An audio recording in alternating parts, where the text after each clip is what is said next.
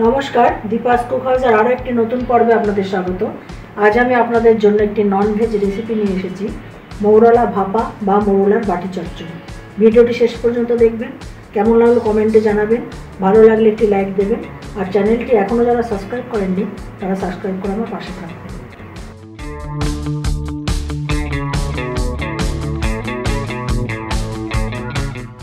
মৌরলা ভাপা বা বাটি চচ্চড়ি করার জন্য আমি কিছু মৌরলা মাছ নিয়েছি। প্রথমেই আমি 1 চামচ সর্ষে একটা কাঁচা লঙ্কা দিয়ে বেটে রাখছি।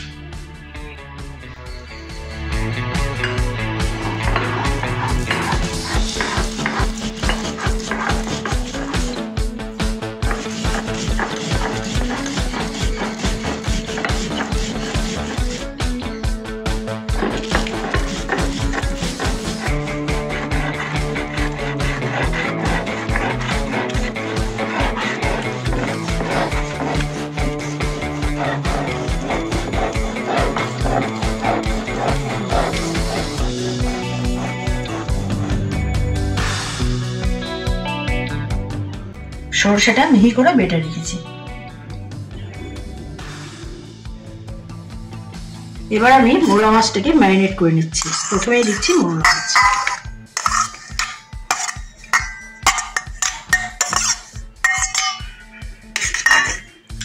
এতে দিচ্ছি আলু সরু করে কেটে রেখেছি,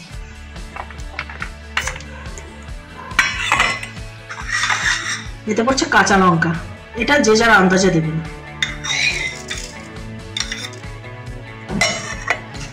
একটা টমেটো কুচনো,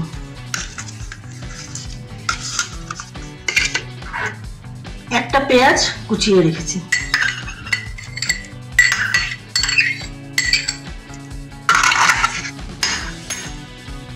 অল্প দিচ্ছি লঙ্কার গুঁড়ো, নুন দিচ্ছি আন্দাজ মতো, সর্ষে যেটা বেটে রেখেছিলাম সেটাকে দিয়ে দিচ্ছি।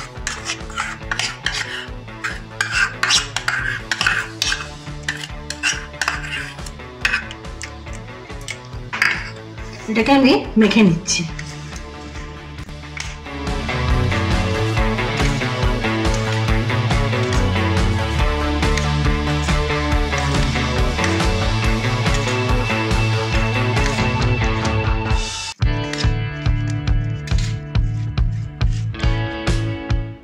এবার দেবো অল্প হলুদ,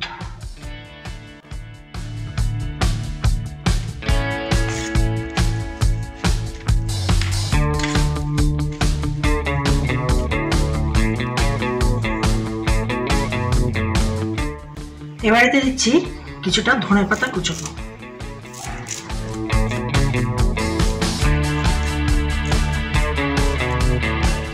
এটা যে কোনো ছোট মাছ দিয়ে করা যায়।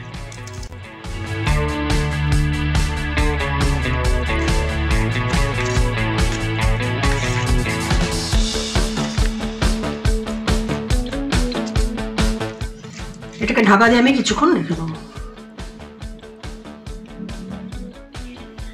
ম্যারিনেট করে রাখা মাছটাকে এবার কৌটোর মধ্যে তুলে দিতে হবে।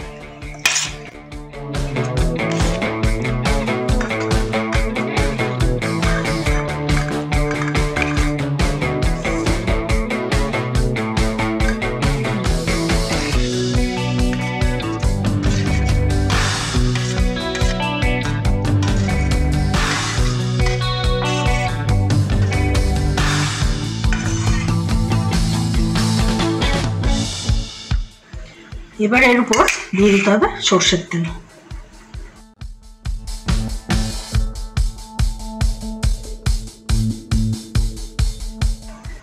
এবার এটাকে ঢাকা দিয়ে দেবো।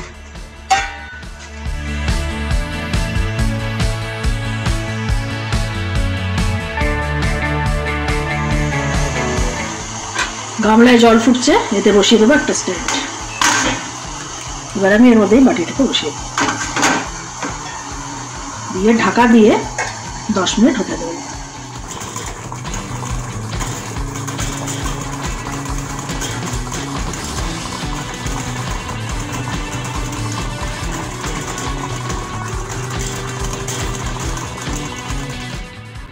10 মিনিট ভাপে রান্না করার পর তৈরি হয়ে গেল মোরলা ভাপা বা মোরলার বাটি চচ্চড়ি। ভিডিওটি শেষ অবধি আমার সাথে থাকার জন্য ধন্যবাদ। আপনারা ভালো থাকবেন, সুস্থ থাকবেন এবং দেখতে থাকবেন দীপাস কুক হাউস।